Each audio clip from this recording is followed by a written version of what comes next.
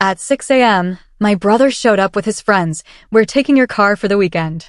Mom chimed in, "Quit being selfish, he earned it." When I reported it stolen to police, their grins disappeared. What if the very people you trusted the most, your own family, completely undermined you? I'm talking about a betrayal so raw, it started with my car, but ended up shattering years of loyalty. You won't believe how far they went. My name's Lucas, I'm 27, and honestly, I never thought I'd be telling a story like this. I've always been the guy who keeps his head down, avoids drama, even with my own family. I work hard, take care of my own stuff. And 2 years ago, I finally bought my car, a used, black sedan, nothing flashy, but it was mine. I saved every single extra dollar. I made the payments, covered the insurance, kept it spotless. That car? It wasn't just metal and tires. It was independence. It was the one thing I could point to and say, I did that. On my own. No help from anyone.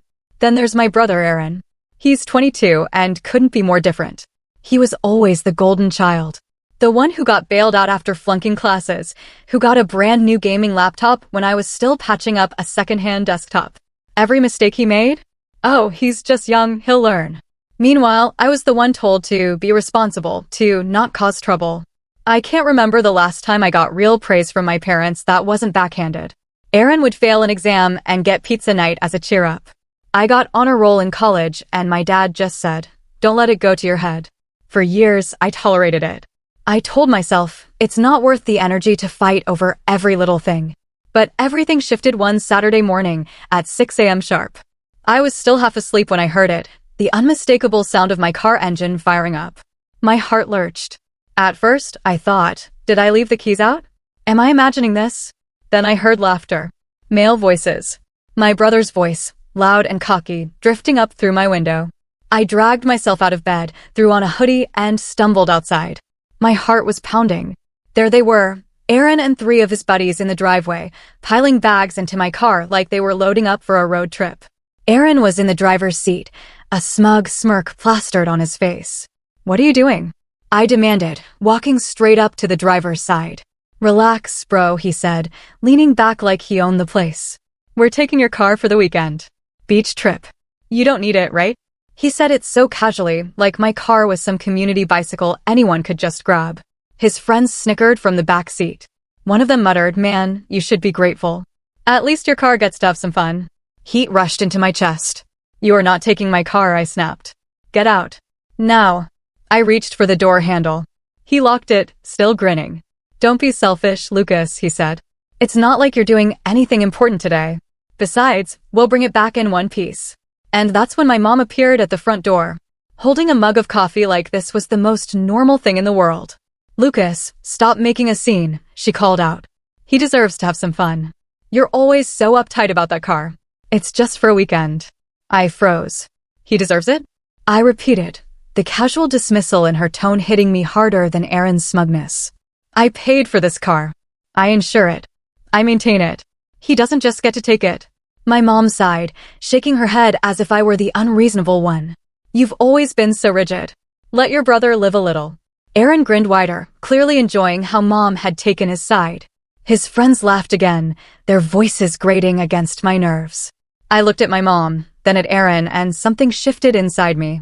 For the first time in years, I wasn't just annoyed. I was furious. I could have yanked open that door, dragged him out, screamed until my voice went hoarse. But instead, I turned on my heel, walked back inside, and grabbed my phone. My hands were shaking, not from fear, but from anger. Pure, white-hot anger that had been building for years. I dialed the non-emergency police line, gave them the plate number, and reported my car stolen. When I stepped back outside and saw their smug faces, I didn't even bother hiding the small smile that crept onto my lips. And that's when their laughter stopped. Aaron's smirk vanished the second he realized I wasn't bluffing. His friends started shifting uncomfortably in the back seat, whispering to each other, like maybe this wasn't such a fun adventure anymore. My mom, though, didn't hesitate. She stormed down the steps, coffee mug still in hand, and snatched my phone. "Lucas, what on earth is wrong with you? You're going to ruin your brother's weekend over a car." The way she said a car made it sound like I was throwing a tantrum over a toy. I just stared at her, jaw clenched. "It's not just a car," I said through gritted teeth. "It's my car." He didn't ask. He tried to take it. But of course, Mom didn't hear a word. She turned to Aaron, her voice softening instantly. Sweetheart, don't worry. Your brother's just being dramatic again. You'll still go. Then she glared back at me as if I was the criminal. You're not calling the police. I'll tell them it was a misunderstanding. She handed my phone back like she was granting me some mercy. Aaron leaned out the window, smirk returning now that he knew he had backup. See, Mom gets it. You should try not being so selfish for once, Lucas. I could feel my pulse in my ears. Selfish. I repeated. You're stealing my car and I'm selfish? Don't raise your voice. Mom snapped. You'll wake the neighbors. That line broke me a little. I had been quiet my entire life to avoid making a scene. But now, watching Aaron sit there with that smug grin while my mom defended him again was like watching years of pent-up resentment burst through the surface. I wanted to scream. Instead, I did something worse in their eyes. I stood my ground. If he takes that car off this driveway, I will press charges. You can't shield him from this. Aaron's friends started whispering louder. One of them said, dude, maybe we should just Uber. But Aaron was stubborn, just like Mom. He scoffed and turned the engine off with a dramatic sigh. Fine, we'll figure something else out. You're such a buzzkill, man. He threw the keys at me. They bounced off my chest. I thought that was the end of it. I thought maybe, just maybe, they'd drop it and leave. But I should have known better. The rest of that day, Mom barely spoke to me except to throw little jabs. You've always been jealous of Aaron, she muttered while washing dishes. It's sad, really. He just wanted a weekend of fun. Dad came home later that evening and, of course, she filled him in with her version of the story. How I overreacted and threatened my own brother over something as trivial as a car. Dad didn't even ask for my side. He just shook his head at me, disappointment dripping from his voice. You really need to stop being so controlling, Lucas. Family should come first. That sentence burned. Family should come first. As if I wasn't family. As if all the years of me carrying my own weight, paying my own bills, never asking them for help, didn't count. Meanwhile, Aaron lived rent-free, didn't have a job that lasted longer than a few months, and somehow always had a new gadget or trip planned. The days after were even worse. Aaron kept finding little ways to remind me that I was the bad guy. He made jokes at dinner about how I was married to my car. He told relatives over the phone about how I tried to have him arrested for no reason. And the worst part? They laughed. They believed him. I became the punchline. One evening, I overheard Mom and Aaron talking in the kitchen. I wasn't trying to eavesdrop, but their voices carried. Don't worry, she said softly. We'll make sure he doesn't ruin things for you again. If he won't share, we'll figure something out. Aaron laughed, low and smug. Yeah, he thinks he's in control, but he's not. Watch. I went back to my room, fists clenched. That was the moment I realized this wasn't about a car anymore. It wasn't even about a weekend trip. It was about years of being dismissed, years of favoritism, years of being the scapegoat. They didn't see me as family. They saw me as a tool, an obstacle, or worse, a joke. And while I sat there on my bed, staring at the keys I had guarded so fiercely, I started to wonder just how far they'd go to prove their point. A week later, I learned just how far they were willing to go. It was a Friday night, and I had just come home from work, exhausted. I parked my car in the driveway, double-checked that it was locked, and even brought the keys into my room. Paranoia had become second nature after that morning showdown. I told myself maybe if I just stayed out of their way, it would blow over. But the uneasy feeling never left. The next morning, I woke up to an empty driveway. My first thought was that maybe I had parked on the street without realizing it. But no, the street was empty too. My car was gone. My stomach dropped. I tore through my room, looking for the keys, only to find the lanyard missing from my desk. My pulse shot through the roof. I ran into the kitchen where Mom was humming softly while making breakfast like it was any other day. Where's Aaron? I demanded. She didn't even look up. He's out with what? I snapped. Because my car isn't here. That got her attention. She turned slowly, spatula in hand, and said in the calmest, most infuriating voice I've ever heard, "Don't overreact, Lucas." He borrowed it. He had plans with his friends. I felt like the floor was ripped out from under me. You gave him my keys? They were just sitting on your desk, she said with a shrug. Honestly, you shouldn't be so possessive. He promised to bring it back Sunday night. My vision blurred. You had no right. You went into my room and took them. Don't yell at me in my own house, she snapped, suddenly defensive. I'm his mother, and I'm yours too. If you won't support your brother, then I'll step in. It felt like a slap. She didn't just dismiss me this time. She actively enabled him. She broke my trust in the one place I thought I still had control, my own space, my own belongings. I called Aaron immediately, but of course, he didn't answer. Straight to voicemail. I tried again and again, pacing the kitchen while Mom just went back to flipping pancakes like I was some annoying background noise. "He'll be fine," she said. "Stop making everything into a crisis." Dad came downstairs mid-argument. I thought maybe, just maybe, he'd back me up. But no. He rubbed his eyes, glanced at me, and said, "Lucas, you need to stop treating your brother like a criminal. He's just a kid having fun. Quit being so controlling." That word again. Controlling. I went back to my room, fists clenched, chest heaving, and slammed the door. My sanctuary didn't even feel like mine anymore. I kept replaying it in my head. Mom walking into my room, taking my keys without asking, handing them off to Aaron like my hard work was nothing, like I was nothing. As the hours ticked by with no word from Aaron, I felt panic mixed with rage. What if he wrecked the car? What if he got pulled over? The insurance was under my name. Everything would come back to me. The weight of that hit me like a brick.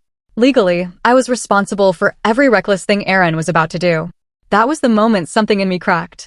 Up until then, I had tried to argue, reason, explain, even plead. But this was betrayal in its purest form. My own family, the people who should have had my back, had gone out of their way to undermine me, to strip me of control over the one thing I had worked so hard for. And as the sun started to set that night, with still no word from Aaron, one thought began to burn hotter and hotter in my mind. If they were going to treat me like I didn't matter, then maybe it was time to show them what happened when I finally stopped playing nice. By Sunday evening, the panic had eaten me alive. Every time a car drove past the house, I rushed to the window, thinking maybe, just maybe, it was Aaron bringing my car back in one piece. But the driveway stayed empty. My texts went unanswered. My calls rang and rang before going to voicemail. I even tried messaging some of his friends on social media, only to be left on read. Meanwhile, my parents carried on like nothing was wrong. Mom cheerfully cooked dinner. Dad watched his shows. Neither of them so much as acknowledged that my car had been missing for nearly 2 days. That night, I couldn't sleep. I lay in bed staring at the ceiling, every muscle tight with rage and helplessness. I kept imagining the worst. Aaron joyriding with his friends, drunk behind the wheel, laughing as he tore down the highway. The thought of my car, my insurance, my future being trashed because of his recklessness made my chest ache. I had worked so hard for that car. I had skipped vacations, picked up extra shifts, even lived leaner than I wanted to, just so I could afford it. And in a single weekend, all of that felt like it had been stolen from me, not just by Aaron, but by my parents too. Monday morning came, and still no sign of the car. I tried confronting my mom again, but she didn't flinch. "You're overreacting. He'll bring it back when he's ready. Stop pacing like a madman." Dad chimed in from the living room. "If you spent half as much energy on being a good brother as you do on that car, maybe things wouldn't be so tense in this house." Their words hit me harder than I expected. A good brother? Did they even know what that meant? I had bailed Aaron out of situations before, quietly helping him pay a phone bill once, covering for him when he missed work. I never told anyone because I didn't want to stir drama. But apparently none of that mattered. In their eyes, I was selfish, a villain. And Aaron? He was the victim. By Tuesday, the car finally appeared in the driveway again. I spotted it from my bedroom window and rushed outside. Relief hit me for a split second until I got closer. The front bumper was scraped. One of the headlights cracked. And there were muddy footprints all over the back seat. Inside, I found empty fast food wrappers, spilled soda on the upholstery, and the faint smell of cigarettes. My heart sank. It was like watching something sacred get desecrated. Aaron strolled up behind me, sunglasses perched on his head, grinning like he'd just gotten back from the best vacation of his life. "Relax, man," he said, clapping me on the shoulder. "It's just a couple scratches. No big deal. You should have seen the girls who rode in this thing, though. Your car is officially a chick magnet now." I didn't move. I didn't speak. I just stared at the cracked headlight, my throat too tight to say anything. When I finally looked up, Mom was already at the door, smiling at Aaron. "Did you have a good time, sweetheart?" she asked, her tone warm and doting. Then she glanced at me, her smile vanishing instantly. "Lucas, wipe that look off your face. It's just a car. Stop sulking." That was the moment I realized there was nothing I could say that would make them see reason. My words meant nothing. My feelings meant nothing. No matter how much I tried to argue, I would always be the one painted as selfish, dramatic, and ungrateful. And Aaron, he would always be the golden boy who could do no wrong. That night, I shut myself in my room and sat staring at the keys on my desk. My car was back, but it no longer felt like mine. My parents had crossed a line I couldn't forgive. They had gone into my room, taken my keys, and handed over my hard-earned property like it was theirs to give. And Aaron had trashed it without a shred of remorse. I felt lower than I ever had before. Angry, yes, but also hollow. Because deep down, I knew nothing was going to change if I kept living under that roof. No matter how much I worked, saved, or tried to build a life for myself, they would always undermine me. Always. But in that darkness, a quiet thought crept in. Maybe this was the breaking point I needed. Maybe losing the last shred of trust and respect I had for them was exactly what would push me to finally walk away. And maybe, just maybe, it would give me the chance to show them what happened when the selfish ones stopped playing by their rules. I didn't have a plan yet. But as I sat there, staring at the cracks in my car's headlight through the window, one thing became clear. I wasn't going to stay there punching bag forever. The morning after I found my car battered and trashed, something shifted inside me. I woke up, looked around my room, and realized I was done waiting for respect that was never going to come. The anger hadn't gone away. It was still burning quietly in my chest, but it had cooled into something sharper, more focused. I wasn't going to scream or argue anymore. I was going to change my life so thoroughly that they wouldn't be able to touch me. That week, I started looking for apartments. It wasn't easy. Rents were high and I didn't have much saved after buying the car and keeping up with bills. But the idea of continuing to live under their roof, with Mom casually rifling through my belongings and Aaron taking whatever he pleased, made my skin crawl. I found a small one-bedroom across town. Nothing fancy, just a place with thin walls and old carpets, but it was mine. Signing that lease felt like unclipping invisible chains. At the same time, I threw myself into work. My job had always been something I treated like routine. Show up, do what's expected, collect the paycheck. But now it became my escape, my ticket out. I volunteered for extra projects, stayed late, and even started networking with some higher-ups I'd always been too shy to approach. I wasn't just clocking in anymore. I was building. And it paid off. Within 3 months, my boss pulled me into his office and offered me a promotion with a decent raise. That promotion felt like more than just money. It was validation. Proof that my hard work actually mattered somewhere, even if my family refused to see it. Meanwhile, I invested in fixing my car. Every dent, every scratch Aaron had left, I repaired one by one. I worked with a local mechanic I trusted. And over time, the car looked brand new again. Each repair felt like reclaiming a piece of myself, undoing the damage they had caused. I even upgraded it. New rims, a better sound system, tinted windows. It wasn't just transportation anymore. It was a symbol of resilience. I didn't tell my family about the apartment right away. I moved out quietly, carrying boxes late at night after work, refusing to give them the satisfaction of a dramatic exit. When Mom asked why my closet looked emptier, I just said I was sorting things out. The first night I slept in that apartment, surrounded by half-unpacked boxes and silence, I felt something I hadn't felt in years. Peace. Aaron, of course, eventually found out. He called me one evening, half laughing, half annoyed. So, you really moved out, huh? Couldn't handle Mom wanting your car? I didn't give him the reaction he wanted. Yeah, I said simply. And I'm not coming back. There was a pause. Then he scoffed. Whatever, man. You'll be back when you realize how expensive life is. He hung up before I could respond. But I wasn't back. If anything, life got better. Harder, yes. I was juggling bills, groceries, and work all on my own. But also freer. Every challenge I faced was mine to solve, not something overshadowed by their favoritism or manipulation. Months passed and my success grew. I kept excelling at work, saved aggressively, and even started investing. The more I built for myself, the more distance I created from their toxicity. And strangely, the silence from my family grew louder. They didn't check in. They didn't congratulate me on the promotion. They didn't ask how I was managing. It was as if they expected me to fail and were waiting to pounce when I did. But failure never came. One evening, I stood by my car in the parking lot of my new apartment complex, freshly detailed and gleaming under the streetlights, and I realized something. For the first time in my life, I was proud of myself without needing anyone else's approval. And that's when the opportunity for revenge started to take shape. Not the kind that comes from anger, but the kind that comes from power. I was no longer the quiet, selfish brother living under their roof. I had independence. I had leverage. And I was starting to see exactly how I could use it. It was about 6 months after I'd moved out when the first crack appeared in their perfect little bubble. I was at work, wrapping up for the day, when my phone buzzed with an unexpected call from Dad. He rarely called me directly. Usually, Mom was the one who relayed family updates. I almost let it go to voicemail, but curiosity got the better of me. "Lucas," he said, his voice strangely stiff. "We need to talk." Turns out Aaron had gotten into trouble again. This time it wasn't just a failed class or a missed shift. He'd been pulled over in a friend's car, driving without insurance, expired tags, and apparently a trunk full of beer. He wasn't arrested, but there were fines stacked so high even my parents couldn't shrug them off. And who did they think of first? Me. "You've got steady work now," Dad said, almost like it was a compliment. "We thought maybe you could help your brother out, just until he gets back on his feet." I nearly laughed out loud. Help him out? This was the same brother who had stolen my car, trashed it, and never apologized. The same parents who had gone into my room, taken my keys, and told me I was selfish. I kept my tone calm though. "I can't help," I said flatly. "That's his mess, not mine." There was silence on the line.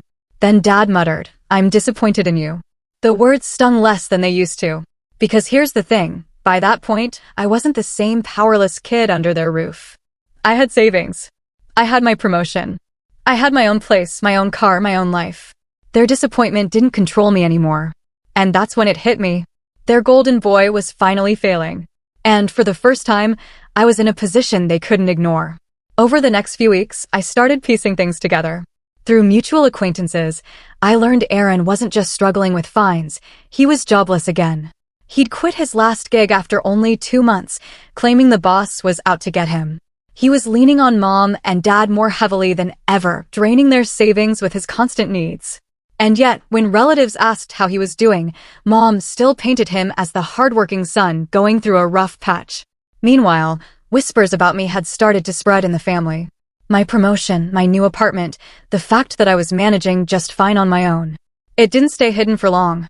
I never bragged, but news trickled out. Suddenly, cousins who used to overlook me started reaching out for advice.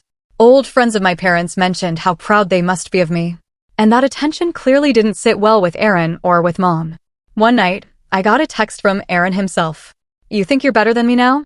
Just because you have some desk job and a crappy apartment." I didn't reply. I didn't need to. His insecurity was loud enough. But that text confirmed something I'd been sensing all along. The balance of power had shifted. For the first time in our lives, Aaron needed me. My parents needed me. And instead of running to them like I always had, I let the silence hang. That silence, I realized, was my leverage. Because when people who've always dismissed you suddenly start reaching out, not out of love, but out of necessity, you get to decide whether to extend your hand or let them fall. And I was already quietly planning which choice I was going to make. The first real test of my resolve came on a gray Saturday afternoon. I was cleaning my apartment when my phone buzzed again, this time with a string of messages from Mom. "Lucas, we need your help. Aaron's car is gone. He can't afford to get another one. He has job interviews lined up, but no way to get there. You're his brother. Lend him your car for a week, just until he gets back on track." Reading those words, I felt a sharp, bitter laugh rise in my throat. A week, just until he gets back on track. The exact same line I'd heard before, except this time, my car wasn't sitting in their driveway waiting to be commandeered. This time, I was in control. I waited an hour before replying, keeping my tone polite. "Sorry, I can't. My car is insured only under my name. Letting anyone else drive it would void the policy." A half-truth, but enough to shut the conversation down. Mom didn't give up, though. The next day, she called. Her voice syrupy sweet, in that way she used whenever she was trying to guilt-trip me. "Lucas, you're doing so well now. You've got your own place, a good job, a nice car. Can't you be generous just this once? Your brother's been through so much." That was when I knew it was time to flip the script. For years, they had twisted generosity into obligation.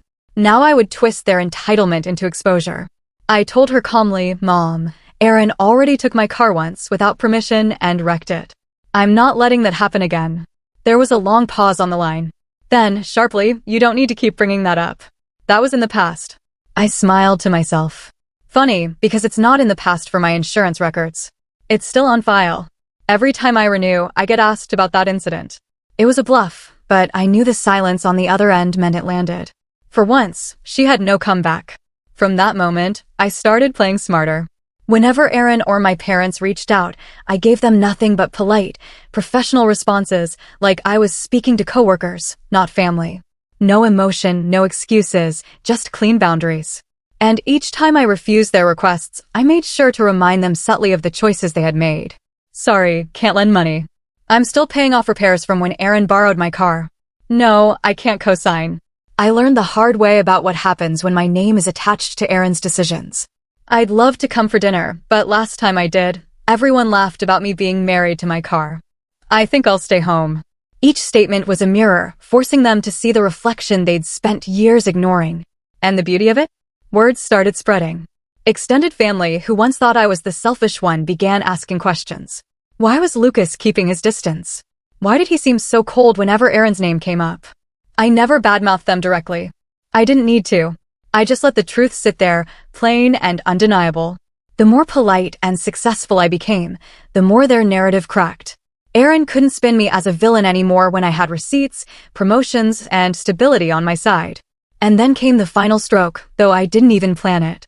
One of my cousins was getting married, and I was invited. I almost didn't go, but curiosity won out. When I walked in, wearing a tailored suit I'd bought with my bonus, driving my freshly detailed car, I felt every eye shift. Relatives who used to dismiss me came over to congratulate me on my job, asking questions about the city, my apartment, even complimenting the car. Aaron was there too. He slouched in a wrinkled shirt, clearly uncomfortable, forced to sit at a table while people compared him out loud to me. I didn't gloat. I didn't brag. I just smiled, answered questions, and let the contrast speak for itself. When Mom tried to interject, Aaron's been going through a lot. He'll bounce back. One of our uncles raised an eyebrow and said, well, it looks like Lucas is doing great. You must be proud. For the first time in my life, I saw Mom speechless. Her golden voice sat sulking, and her narrative crumbled right there in front of everyone. I didn't need to scream. I didn't need to drag them to court. My revenge was simple. Living so well, so firmly on my own terms, that their power over me evaporated. And as I left that night, Aaron glaring daggers at me across the room, I realized the sweetest revenge wasn't just in winning. It was in showing them, calmly and unmistakably, that they had lost. The fallout came faster than I expected. In the weeks after that wedding, the silence from my parents was deafening. For years, they'd filled my phone with demands, criticisms, and guilt. Trips. Now, nothing. No calls, no texts, not even the half-hearted family dinner invitations I used to get. I wasn't sure if it was shame, anger, or both. But it didn't matter. Their silence wasn't punishment anymore. It was freedom. Aaron, however, didn't take it quietly. A month later, he showed up unannounced at my apartment. He looked rough, disheveled, thinner, with that same desperate energy I remembered from when he was cornered as a kid. He leaned against the door frame, eyes darting around the hall like he expected me to let him in. Lucas, come on, man. You've got money now. You've got a good job, a nice place. Help me out a little. It was almost surreal hearing him beg. For so long, he'd been the one in control, backed by Mom's constant defense. But now, he was just another man who had burned too many bridges and run out of excuses. I kept my voice even. No, Aaron. You made your choices. You've always made your choices, and now you live with them. His face twisted in frustration. You're seriously just going to let me sink? I looked him straight in the eye. You let me sink every day in that house. You took what was mine and laughed while Mom and Dad cheered you on. This is me returning the favor, but I'm not laughing. I'm just done. He muttered something under his breath, shoved his hands in his pockets, and walked off. That was the last time he came to my door. As for my parents, the distance only grew. Occasionally, I'd hear from a relative that Mom still tried to defend Aaron, spinning stories about how he was figuring things out. But everyone had seen the truth at that wedding. They saw the contrast, clear as daylight. Their golden boy had tarnished, and the sun they dismissed had risen. It wasn't explosive. It wasn't dramatic. It was quiet, irreversible erosion. Their favoritism had consequences. And now they were living with them. A son they could no longer control, a reputation that no longer matched their narrative, and a golden child who had nothing to show for years of indulgence. I, on the other hand, kept moving forward. My career advanced. I traveled. I built a life entirely my own. And every success carried the sweet, silent satisfaction of knowing it was despite them, not because of them. The final moment of clarity came one evening when I was driving home. I stopped at a red light, glanced at my reflection in the rearview mirror, and realized I wasn't angry anymore. The resentment, the bitterness, it had burned itself out. What was left was something far stronger, peace. And as the light turned green, I pressed the gas, my car humming beneath me. Mine and mine alone. For the first time in my life, I wasn't running from their shadows. I was leaving them behind forever. What would you have done if you were in my shoes? Have you ever had to draw a hard line with family to protect your peace? Let me know in the comments below. I really want to hear your thoughts.